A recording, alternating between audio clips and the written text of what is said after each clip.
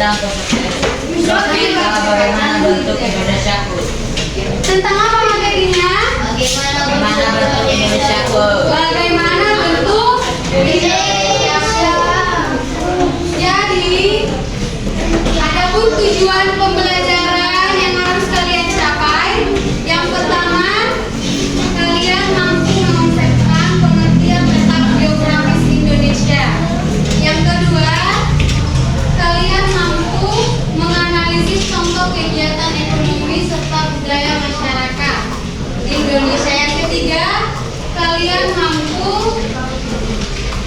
memberi argumentasi pengaruh letak geografis Indonesia terhadap kehidupan ekonomi di Indonesia. Oke, sebelum mulai ke pembelajaran, simak video ini. Semua menyimak dengan baik. Halo, sahabat cerdas. Bagaimana bentuk Indonesiaku? Muatan pelajaran IPA untuk kelas 5 SD. Kegiatan pembuka.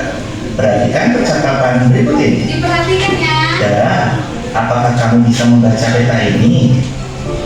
Tidaknya, Bumira bilang Indonesia adalah negara yang luas, tapi ini gambarnya terlihat. Yang pertama, mengenal peta dan komponennya. Pengertian peta. Berikut adalah sebuah peta. Peta adalah gambaran permukaan bumi yang digambarkan pada suatu bidang datar dengan skala tertentu. Komponen peta. Perhatikan peta berikut ini. Komponen peta antara lain. Yang pertama, judul peta. Dalam setiap peta perlu ada judul untuk menginformasikan jenis peta. Judul peta terletak di bagian atas peta dan menunjukkan isi. Keempat, budaya maritim dan budaya agraris. Masyarakat yang tinggal. Demikian video pembelajaran kita kali ini. Semoga bermanfaat. Sekian dan terima kasih. Ada nggak di antara kalian yang lengket tadi apa yang disampaikan dari video? Yang pertama mengenai apa? Peta. Yang kedua membahas wilayah, letak geografis Indonesia. Selanjutnya budaya maritim. Selanjutnya agraris dan maritim. Sekarang Miss mau nanya, kalian tahu nggak fungsi peta itu untuk apa? Boleh untuk mengetahui letak-letak provinsi. Yang kedua, letak negara. Yang ketiga, jadi peta itu disitulah digambarkan bagaimana bentuk bumi di bagian datar. Contohnya di situ juga digambarkan contoh tadi batas-batas wilayah Indonesia dengan negara-negara lain. Batas Indonesia dengan samudra. Indonesia diapit oleh berapa samudra tadi? 4. Apa saja? Pasifik, Hindia dan Pasifik. Sekarang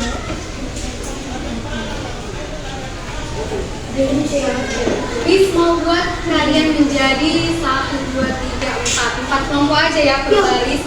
Jadi di sini di buku kalian juga ada kan? Apa itu pengertian negara maritim dan ciri-cirinya? Sekarang kalian per kelompok mengerjakan LKPD yang dibagi. Tuliskan nama anggota kelompoknya simpel saja. Misalnya siapa namanya Bang? Gabriel, Krista, gitu aja dibuat namanya ya.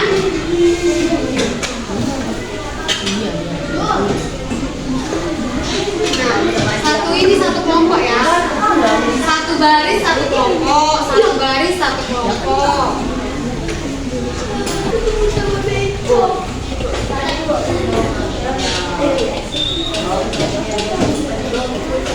Boleh ya saling digabung tempat duduknya. Dapat dobel.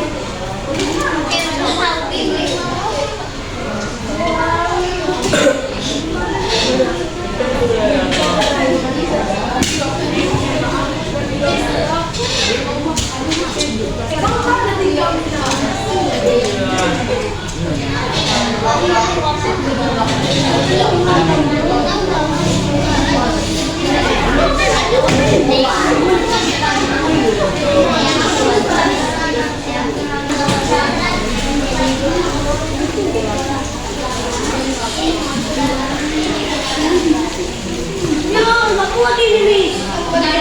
di belakang. Lanjutkan aja di belakang nggak apa-apa.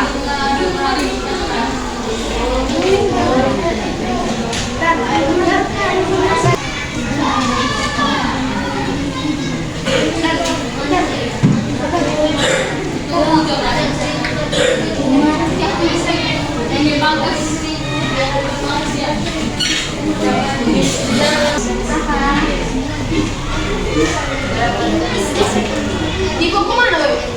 Ada di belakang itu yang cuma ada barang di buku warna biru. Ambil di buku. Kelompok 2, kelompok 3, kelompok 4. Ada yang sudah selesai? Sudah selesai kelompok kami.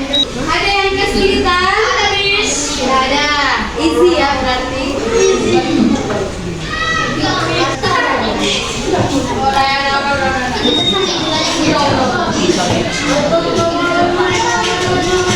Siapa kelompoknya yang sudah? Kalian sudah kelompok 3? Sudah? Kelompok 2 sudah? Oke. 1, 2, 3 silakan balik kelompok. Inilah presentasi kami hari ini. Dari kelompok 3. Dari kelompok 3. Oke, silakan. Kelompok 3. Mirza, Enzo, Benjamin, Daniel, Rival, Juventus, Diva. Oke. Negara maritim dan agraris, peta pikiran. Kemudian negara maritim. Negara maritim berkenalan dengan laut, berhubungan dengan pelayaran dan jumlah laut. Kemudian negara agraris. Negara agraris adalah negara pertanian, tanah pertanian atau bersifat pertanian. Maritim dan agraris. Itu ya. Kurang kuat, Bang. Ayo keluarkan suara. Satu, memiliki wilayah laut. Dua, memanfaatkan laut untuk memiliki transportasi laut. Empat, Oke, keren ini negara agraris. Satu, memiliki wilayah daratan yang luas sehingga bisa dimanfaatkan. Dua, memiliki sawah, ladang dan daun yang luas. Masyarakatnya membutuhkan hidupnya kegiatan ekonomi. Empat, negara agraris berbaik dan tidak Oke, sekarang Miss mau nanya, di antara pekerjaan kalian ada yang berbeda nggak dengan kelompok ini? Ada, Miss. Ada perbedaannya? Ada. Coba kelompok 1 di mana letak perbedaannya? Contohnya, Miss, pengertian kami di bagian negara agraris berbeda, Miss, itu boleh. Saya garis berbeda. Oke, sekarang berikan aplaus untuk kelompok 3.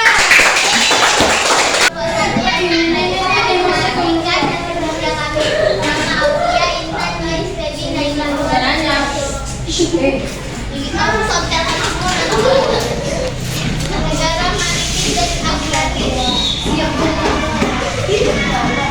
Tentang pikiran.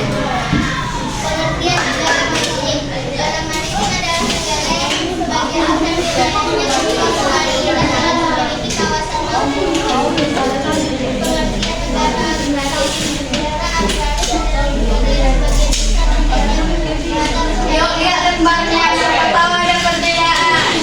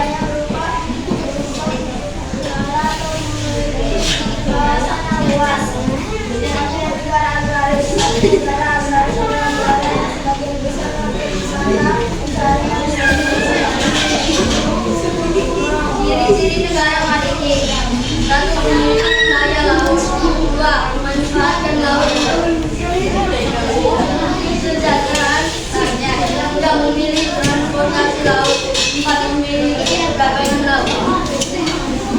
Ciri negara agraris. Satu, memiliki wilayah daratan yang luas sehingga bisa dimanfaatkan sebagai lahan pertanian. Dua, memiliki hawa dan Berikan aplaus untuk kelompok 2. Oke, terima kasih. Yang terakhir dari kelompok 4.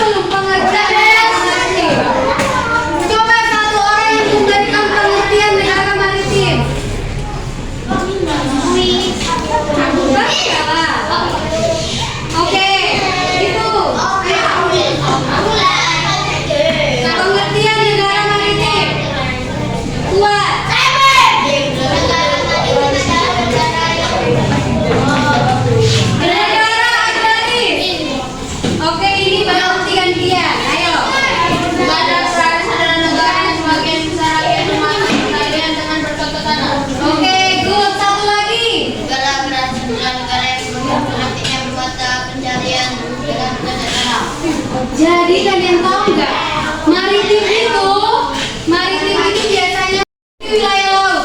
Berarti kegiatan perekonomiannya sebagian besar sebagai nelayan. Kalau agraris gimana? Petani. Salah satu cirinya tadi apa? Ciri khas dari negara agraris tadi salah satunya apa? memiliki wilayah Lahan pertanian. Makanya Indonesia dengar dulu.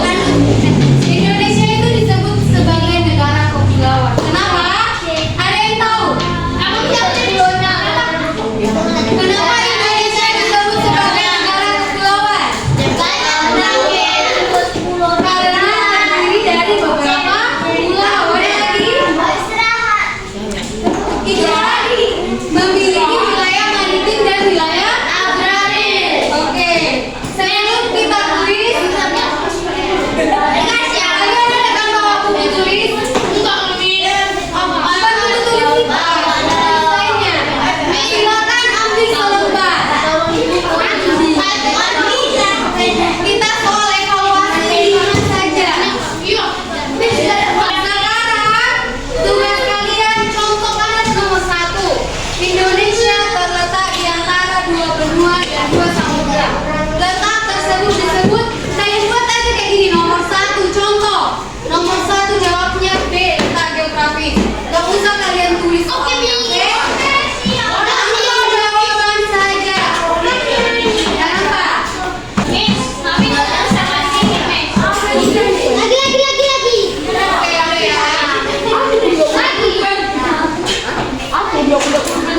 Nomor 1 jawabnya contohnya B.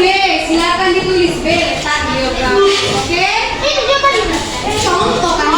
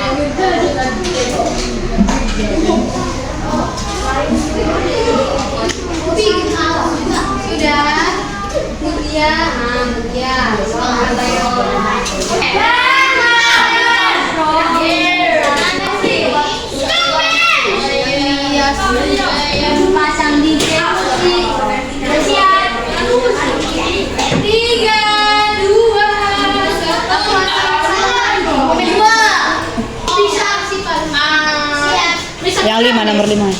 Dah.